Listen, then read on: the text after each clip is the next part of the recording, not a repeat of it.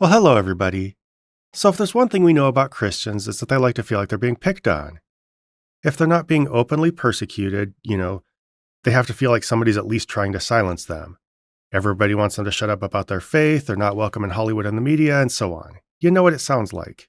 Like when I was part of Campus Crusade for Christ, it's Crew now, which puts off huge how do you do, fellow kids vibes. Our director was always complaining because we had like the biggest student organization, but we're always being marginalized in a larger conversation on campus.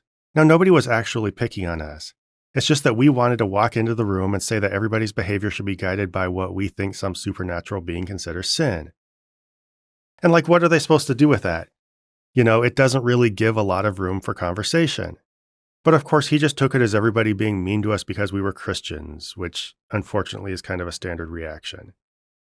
If there's any kind of pushback, no matter what your message was, no matter how you're presenting it, it's just they don't like you because of your specific faith. The world's just picking on you. So we're going to look at a video today by a small channel called Faith and Reason, which fleshes this out in kind of a standard way. This is another one of those small channels. I don't really gain anything by taking it down or destroying its arguments. And, they're going to get a little flash in the pan bit of attention from people coming over from this video. That's fine. I just think they exemplify a lot of the standard things Christians say when people have natural reactions to them evangelizing or bothering people. So let's take a look at that.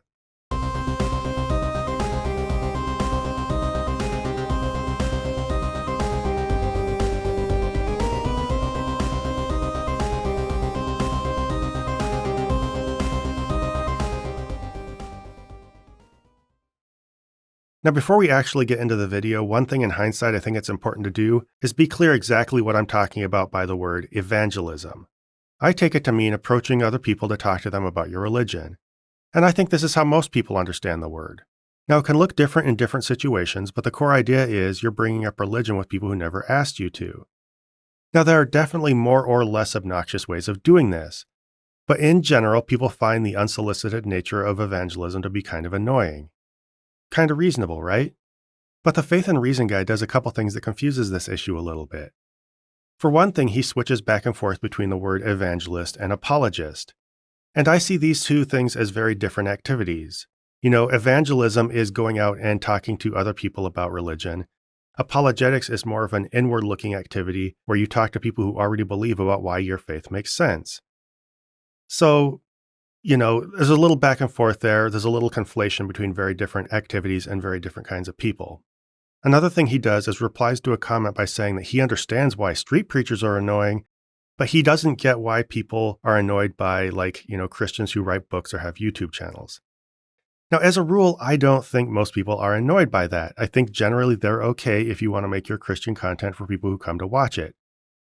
He might be reacting to, angry commenters, but I'm sorry, that's a different animal. A lot of you commenters, I love you, you're great, whether you're a Christian or not, but it's not where you're going to find the cream of the crop, and definitely not where you're going to find the measure of how the public in general thinks of you. So if some people drop some angry comments on your video saying, delete your channel or you're stupid or shut up, that's just internet behavior. Don't take that to be the public's reaction to evangelism and, in some way meaning that they're trying to pick on Christians. So to cut through all that confusion, I'm just going to refer to evangelism as what most people see it as, approaching somebody else to talk to them about your faith, whether or not they've asked you to. Now, of course, he might object to my definition of evangelism, and that's fine, but if we're going to try to get to the bottom of why the general public gets irritated with Christians, we got to talk about the actual activity that's irritating them. And if Christians actually want to fairly understand why the public finds them off-putting, they need to own this form of evangelism as something that they do. So we're going to stick with that. Anyone who pays attention to interactions between Christianity and other worldviews knows that a great deal of non-Christians tend to really dislike Christian evangelists and apologists. So just 11 seconds in and we're already seeing a problem that runs straight to the root of this topic, which is that Christians have a way of misinterpreting basically every bit of pushback they get from outside their immediate religious circle. For one, this guy sorts everybody into two camps, Christianity and this large nebulous group called other worldviews. Now, it can be useful as a group to ask yourself, why do people outside our group react to them the way they do? How do we communicate with them? And so on.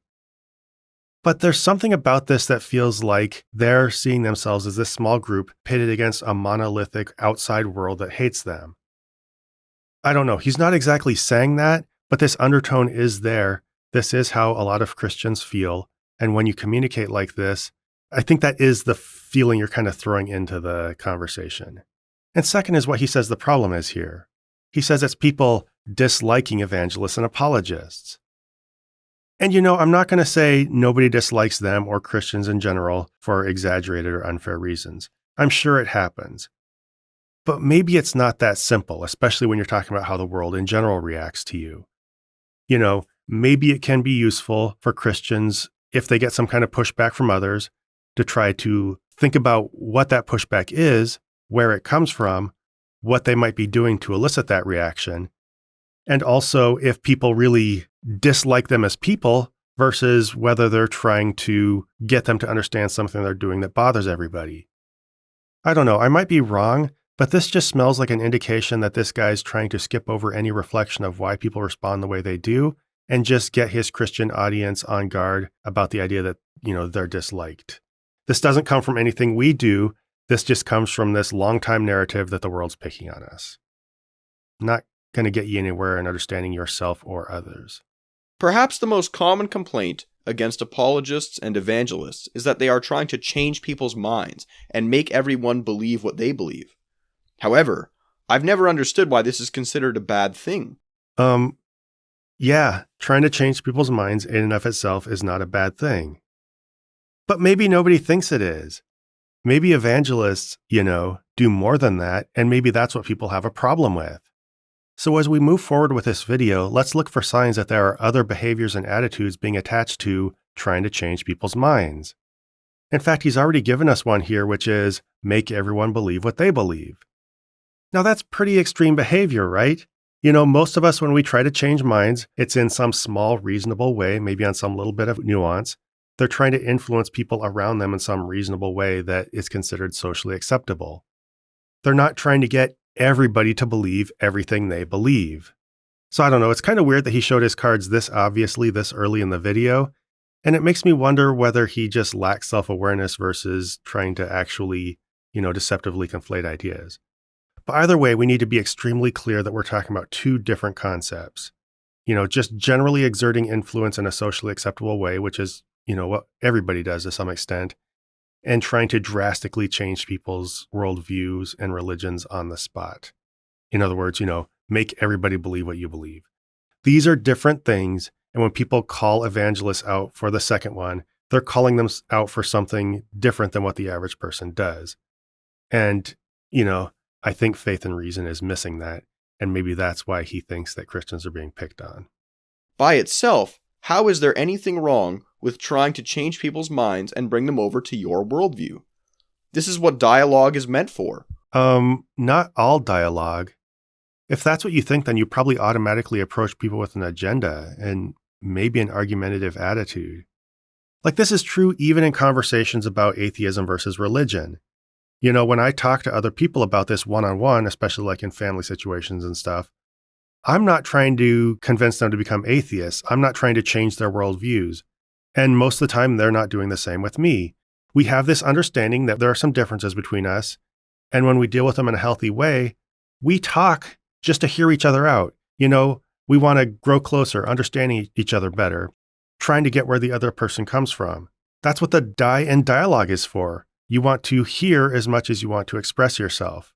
You're not just there trying to change other people's minds. What he describes sounds like the classic thing where you're not actually listening to the other person, you're just waiting for your chance to talk. In fact, there's quite a bit of arrogance in thinking that you can or should change someone's mind in every conversation. Maybe we're starting to zero in on what makes evangelists kind of annoying. If this were truly a problem, then all scholars, whether historians, physicists, or philosophers, who wrote papers arguing for their positions, would be doing something wrong. Yet, I highly doubt most people would want to say that. So this idea that evangelists are wrong for trying to change people's minds really just comes off as special pleading. No, special pleading is when you make something an exception to a rule without proper justification. If you want an example, just ask a Christian what does and doesn't logically need a cause. In this case, the different reaction to scholars versus evangelists could only plausibly be called special pleading if we got mad at one but not the other for doing the same thing. But maybe that's not what's happening here. Sure, scholars are maybe trying to change minds when they publish papers or whatever, but let's ask a few more meaningful questions about what they're actually doing. First, how much are they trying to change minds? People who publish papers are only generally trying to change minds to a minor degree on nuanced points of fact. It's pretty rare to see a researcher discover something that completely upends their field. I mean, sure, they might like the thought of a huge breakthrough that makes a name for them and everything, but I think a lot of them became disavowed of that notion pretty early in their academic careers. Academics is basically doing a lot of grunt work to make a tiny drop in a huge bucket. Second, what are they trying to change minds about? If they're doing serious scholarly work, it will be about a point of fact that they can demonstrate to others, and it will usually be pretty dry, impersonal information. In fact, if you can't clearly show your work, you probably won't get published and will damage your reputation if you do. Third, whose minds are they trying to change and how? In most cases, this will be changing the minds of their colleagues by publishing work that people will have to actually, go out of their way to read. In fact, if you publish a paper, even most of your peers probably won't read it. And the average person? Forget it. They'll never have the first inkling about what you wrote and probably couldn't care less. If your ideas ever reach the average person in any form, it will be as part of an amalgamation of findings from your field that became relevant to or of interest to the general public.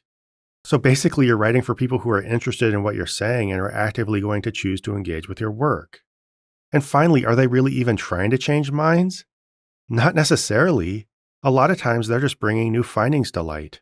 These findings might cause a minor shift in how your colleagues understand some topic, or it might just reinforce the consensus.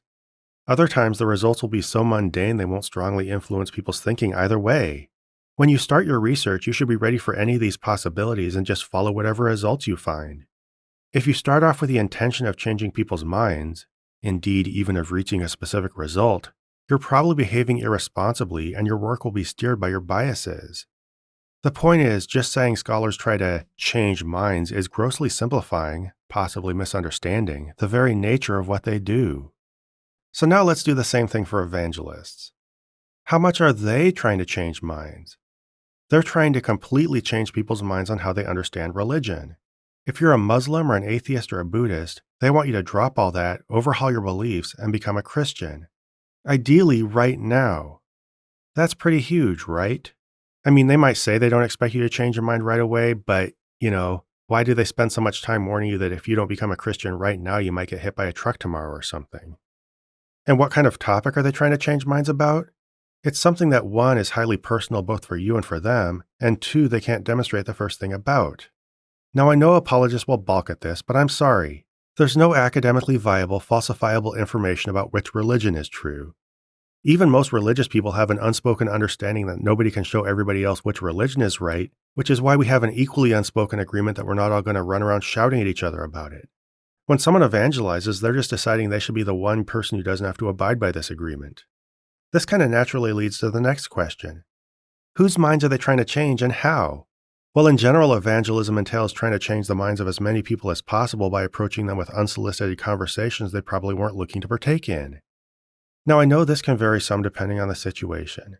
If someone wanted to evangelize by preaching salvation messages in a venue people can choose to come to or not, whether that's a physical location, a broadcast, an online event, or whatever, that's different. Or at least depending on whether you advertise normally or some people have to pester their friends about coming. But evangelism is rarely understood or practiced as a passive activity. And regardless, people are rarely upset by the kind of evangelism where you throw an event and people can choose whether or not they want to come to it. It's screaming street preachers and people wondering whether you'd like to take a moment to talk about their Lord and Savior Jesus Christ to annoy them. Or who offer charity and then are like, well, as long as you're here.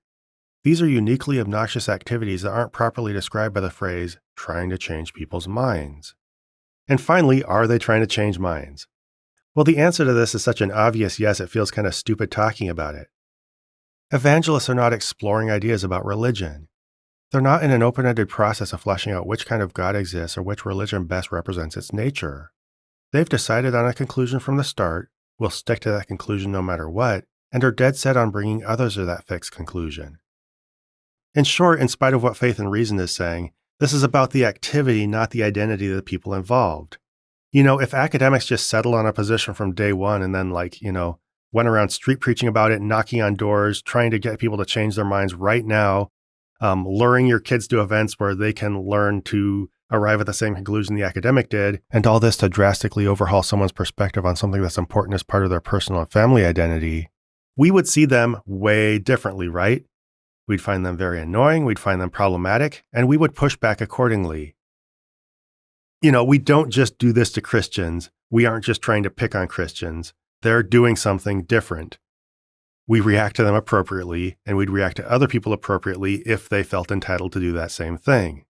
Conversely, when Christians do things like, publish papers on theology for their peers to read about, nobody's bothered by that, right? How many people complain that someone in seminary writes a theology paper? So to pretend this is about picking on Christians is just, I don't know, I wouldn't necessarily call it disingenuous, but certainly not accurate. Furthermore, when it comes to evangelism, the evangelist is usually trying to help you. You might think they're wrong or misguided, but that doesn't change the fact that in the vast majority of cases, their intentions are undeniably good. They are usually trying to save your soul. Sure, a person who's sincerely trying to convert you is not acting out of malice and is probably trying to do you a favor. Fine, I think we understand that. But does this mean that proselytizing is above criticism? That it's not right for people to be annoyed by it? Or here's a big one, that there are no questions to be asked about the attitude and expectations of people who evangelize? I would say an obvious no to all of this. For one thing, evangelism just crosses some obvious social boundaries. And to see why, just ask yourself, what if everybody did this? What if everybody was knocking on doors, preaching on street corners, randomly accosting people with evangelistic materials, trying to lure your kids to events, all to convince people to join their religions? It would be chaos, right? And probably kind of an angry chaos that would often be verging on the edge of violence. You can't have everybody trying to save everybody else from their idea of hellfire by constantly relitigating the question of which religion is true. So to avoid this, we started to recognize that good intentions are not an excuse for everything everybody does. If people are going to get along in a polite, pluralistic society, we need to expect them to have some self-awareness of how they arrived at their religious belief and whether they should expect others to do the same. Basically, they believe in their religion because of cultural immersion, not because of evidence. In most cases, people were taught the doctrine of one religion and one religion alone from the time they were children. This very likely led to them taking their religion for granted and then becoming attached to it before they had any chance to consider whether they should accept it or why. Having the basic humility to accept this will help you understand other people and recognize that you can't just walk up to them and expect them to instantly convert to your religion. If it took all those years of childhood immersion to bring you in, someone else isn't just going to accept it on the spot. It might make intuitive sense to you because you grew up with it, but it's not going to make evident sense to them the moment you hand them some evangelistic materials. Now, I'm sure some people will take exception to this. They'll say they converted to an adult, maybe because of apologetics. Okay, sure, whatever. But this was usually with some prior exposure to Christianity, or at least immersion in a culture where Christianity was the default if you were going to turn to religion. And even given all that, these are outliers. In most cases, the only reliable way to get somebody into a religion is to, basically get them while they're young. Bring them in while they're children and have them take it for granted. Because there is no evidence. There is no evidential or logical way to pick one religion over another. So what happens is you're in this religion or this version of this religion because someone got you when you were young, and this other person is in another religion or version of that religion because someone got them when they were young. And both of you have this non-evidence belief that, neither of you can back up, but you take very, very seriously. And you just can't resolve that by walking up to them on the street or in any other way evangelizing to them. There's a certain amount of friction there. And the combination of the fact that neither of you can prove anything and both of you take it very personally, it makes that a difficult conversation. And it is right for people not to want to have that conversation and to be annoyed when you keep instigating it. I don't know. I think the biggest thing is the irreconcilable question of which religion is true makes evangelism kind of impossible and makes it a little bit obnoxious. And that's why we all just agree to set it aside. That's why we have this no politics, no religion rule. At the very least, in general, most people don't want to take a moment to talk about your Lord and Savior Jesus Christ. And society expects you to do more than just walk up to that person anyway because you think you're doing them a favor. They expect you to give reasonable consideration to whether that person thinks you're doing them a favor. It's just the basic skill of putting yourself into other people's shoes and respecting the kind of conversations they want to have. Here's what it comes down to. If you want to go around warning people about things they don't want to talk about, you need to be able to show them that they're in danger. It's not enough just to tell them that you feel they're in danger. And this is a standard we hold everybody to, right? If I were to stand up in a theater and blurt out that I thought the building was going to burn down, I'd very damn well be able to show people why I thought that. If I simply amped myself up to a place of sincere belief in that danger, then nobody else in the theater, along with the police and the fire department and stuff, would be satisfied that my warnings came from a place of sincere concern. Why? Well, it's pretty obvious, right? I'd be creating a public disruption for something I couldn't show anybody was a danger. The fact that I took mental shortcuts to get to this sincere belief and then expected everybody to take it seriously along with me is just as problematic as if I were not sincere in my belief. Christians who feel entitled to go around proselytizing expect to be able to cross their arms, insist that they believe something is true, no matter how poorly considered, no matter how impossible to demonstrate to others, and insist that other people heed empty warnings that everybody finds annoying and that they would find annoying coming from other religions. It's boorish behavior, and we mean well is not an excuse for it. Now, just to be clear, yes, they should legally be allowed to evangelize, at least within the bounds of normal non-disruptive public expression. But that doesn't mean that other people aren't right to find it obnoxious and to express to them that they find it obnoxious. And do not come at us whining that they're picking on Christians when they do.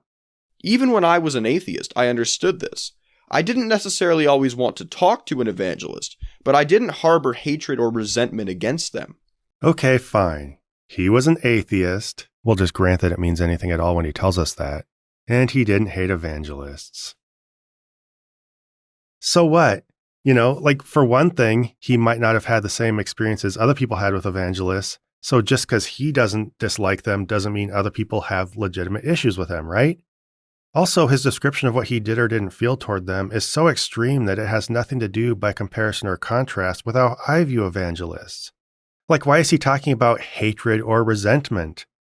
I don't hate evangelists. I don't even necessarily resent them. I find some of their behavior problematic and think that that's worth addressing. His persistent way of talking about, at the beginning, people just don't like Christians. Here, I didn't hate evangelists. I didn't resent them. That just takes the focus off what the behavior is and why people have an issue with it. I find the behavior of evangelists inappropriate and thus kind of annoying.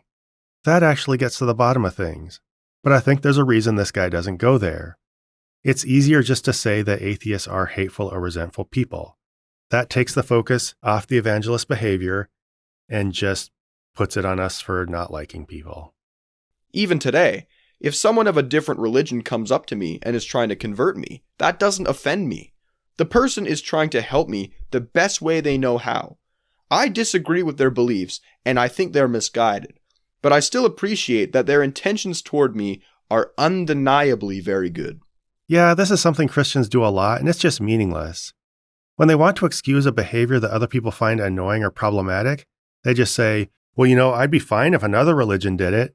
It reminds me of a time when Alabama, back before it had fully revealed its intentions to become a Gilead-level hellscape for women, was proposing Bible instruction in public schools. Now, of course, a couple Christians I knew were all for it, and they said, well, we're a Christian culture, Christian majority. Teaching the Bible helps kids understand where we come from morally and historically and stuff like that.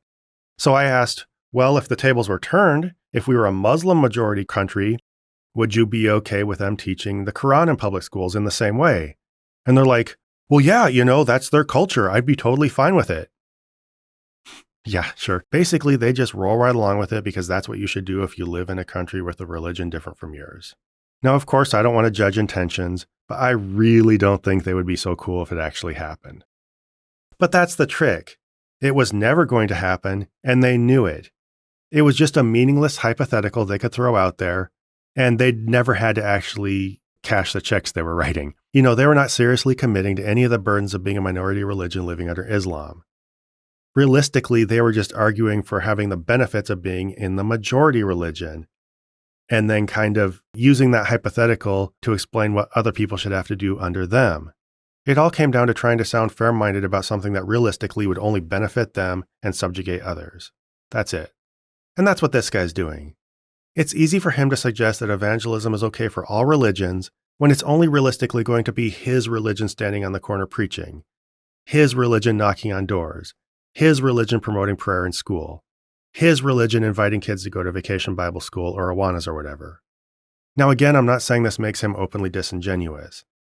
I think he's just been swimming in friendly waters for so long that he doesn't know what it would feel like to get that daily pushback from another religion coming from all directions. Maybe he's had to live with being annoyed that Mormons knock on his door a little too much, or appalled that, one of his kids had to actually walk by a flyer for an after-school Satan club. But these are such minute drops in the bucket compared to, the constant avalanche of evangelical influence on our culture. These little annoyances look a lot different when you're constantly affirmed instead of the big evangelical force pressing in on you from all sides. Not to mention that Satan clubs aren't actually even trying to evangelize anybody into anything anyway. Just covering that for the comments. Now, of course, there are preachers and evangelists that come off as very abrasive, and I dislike that as well. However, if the behavior of evangelists is the problem, why isn't that what people say? What are you talking about? We do say the behavior is the problem. It's just not a surface level problem like being abrasive. It's publicly going around trying to get people to join your religion. People find that annoying in and of itself. The complaint I most often hear has nothing to do with the evangelist's behavior, but their message and beliefs. When you directly ask the person complaining what exactly they have a problem with, then they will often try to shift the blame toward the evangelist's behavior. Well, if you directly ask what issue they take with evangelism, maybe you should accept the answer they give you. That's the whole point, right? But this guy notices people have a problem with evangelists and he asks them to clarify why. And when they say it's because of the evangelist's behavior, he says they're just switching blame and that it's actually because they don't like the message of the evangelists. So dude, why'd you ask? You thought it was one thing and you ask and they said it's something else and you just don't believe them. Okay? Now, part of the problem here, and this might be causing him some legitimate confusion, is that you can't neatly separate the belief and message of an evangelist from their behavior. They all kind of bleed together in ways I've been explaining throughout this video. Now, this is kind of embarrassing to have to explain, but stick with me because I think he gets to the bottom of why he's confused. But people aren't necessarily annoyed with the act of trying to persuade people in and of itself. I see three major things that influence how people react to someone who's trying to influence them. And that would be their disposition, the setting, and the topic. Now, I think we all know what can go wrong with someone's disposition. If they're pushy, harsh, or condescending, then no matter what, we're going to find them annoying. That's pretty obvious, and I think that's why this guy, defaults to thinking people's problem with the behavior of evangelists would have to be that they're abrasive. But setting is also important. Like a classroom, a church, a debate hall. All these things are formats where we understand if we go to them, people are going to try to persuade us of something. And we don't generally take an issue with that, right? Like if you show up for something, if you attend an event, if you, for example, watch a video, you're choosing to watch this one here, based on the topic, you know that someone might be trying to influence your thinking in some way. However, if someone accosts you on the street, knocks on your door, starts debating religion at work, preaches in a setting where it's not expected, such as when a Christian started talking about how Jesus heals mental illness at a local talent competition up here, then your disposition isn't going to matter much. People are going to recognize the intrusion and be annoyed by it whether you're abrasive or as friendly as can be. But the topic is also important. Like if I walked up to random strangers in public and warned them that there was a moose around the corner, they would thank me for it. In fact, in Alaska, it's considered pretty irresponsible not to do that. But if instead I tried walking up and telling them that my religion was true and that they were going to burn in hell and deserve it if they didn't agree with me, then they would have a very different reaction. And the reasons for this are obvious, right? I was warning them about something totally intangible that I couldn't prove to them. My warnings had some kind of, insulting undertones, and I was expecting them to shift from beliefs that were intangible and highly personal to them to beliefs that are intangible and highly personal to me. And on top of it all, consider how obnoxious it would be for me to stop someone on the spot and expect them to relitigate religious questions that entire cultures have been spinning their wheels on for decades without making any progress. There's a reason that nobody has proved to the entire world that one religion is true. There's a reason why the religious world map looks the way it does. And that's because nobody can just walk up to anybody else and prove that a religion is true or false one way or the other. Now, the person might rightly be offended by the content of what I was telling them in and of itself. People tend to get testy when you classify behaviors of theirs that aren't your business sins and say they're going to burn forever because of it. That's just natural. But the nature of the message also impacts what kind of behavior someone engages in when they're approaching you with it. It's picking the wrong time and place to argue non-evidence-based assertions with a lot of cultural baggage behind it. So the question of someone's behavior isn't just about the top tier on this list. It isn't just whether they're being abrasive. It's about the time and place of what they're choosing to talk about and also the topic that they're approaching you with. Those things do speak to the behavior of what they're doing, and people do have the right to be annoyed by it. And when they do, they're not just hating on the message. They're saying that this isn't the time. Quit knocking on my door. Quit walking up to me and talking about this. Leave me alone and quit evangelizing to me. It's fair, right? But this really just seems like a cover, because that is not what they were originally complaining about. If the behavior is the problem, it's fine to call it out. However, in many cases, the behavior is not the problem at all. People just don't want to hear the message. Yeah, they might not want to hear the message. And you know what? There's absolutely nothing wrong with that. Not everybody has to want to hear the message of your religion any more than you want to hear the message of everybody else's religion. Is that cool? But they especially don't want to hear about it repeatedly in inappropriate times and places when they didn't ask to hear about it. What you don't seem to be understanding is that bringing up the message in inappropriate times and places is the behavior they have a problem with. They are free not to listen. Yes, and they're also free to express their dissatisfaction when people keep evangelizing anyway. Like, you want to be able to go up and keep talking to them about stuff they don't want to hear. I think it's okay if you hear them say they don't like it. But it's odd that such people feel the need to not only disregard the message, but try to stop the message from being expressed at all. Some people will object and say that many religious messages need to be shut down because they are harmful. Oh, great, so we're taking this leap now, huh? Look, if people say they have a problem with how you proselytize, and your response is, well, fine, I guess they want to shut down my religion, that's just a childish level of passive aggression. Look, even me, being an active atheist YouTuber, I don't want to shut down religion. I would be happy to see it end voluntarily by people not following it anymore. But whatever shutting it down means, I'm not looking to do that, at least in any forceful or enforced way. However, this is simply begging the question. As a Christian, I think messages that discourage people from believing in God are extremely harmful. Thus, when someone says a message is harmful, the obvious question that follows is, harmful according to whom? Because everyone has a different opinion. Okay, but here's a key point. Some people's opinions are based on verifiable reality, while others are based on totally unwarranted assertions that not believing the right religion will result in being on fire for eternity.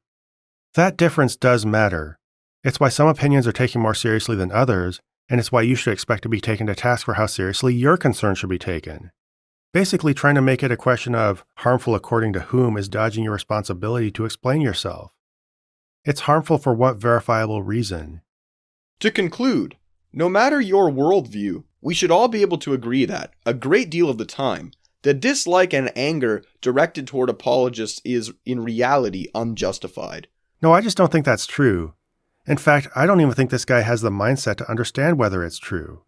He doesn't understand what Christian proselytizing looks like to other people because he spent too much time immersed in his religion's thinking. He assumes going around trying to convince people of ethereal supernatural claims is totally acceptable, even if you disagree with the conclusions, because he's been conditioned to think those claims are more evidently compelling than they really are. Also, he just doesn't know what it would be like if the shoe were on the other foot. He doesn't know what it would actually feel like to have the aggressive, persistent messaging of another religion pervading society. To have that religion be the default. To have its buildings be on every street corner. So to him, evangelism has that comfortable feel of something that validates him, that promotes what he believes. If he ever does encounter another religion evangelizing, it's like this, isolated little thing. He doesn't feel it the same way. Just this little oddity he might have to encounter now and then in the society that is steeped in his religion.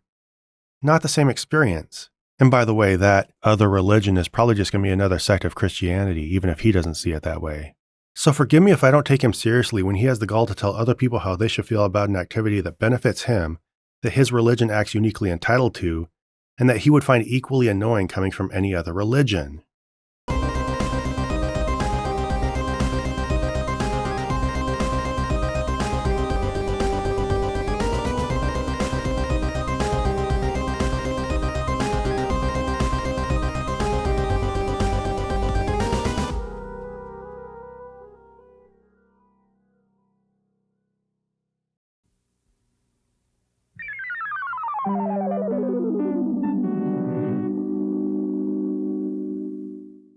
This program was made possible by a grant from John Adams, Bob Generic, Maggie Danger, S.R. Foxley, Daniel Bostedt, Magnus Holmgren, and Q, and by the generous support of viewers like you.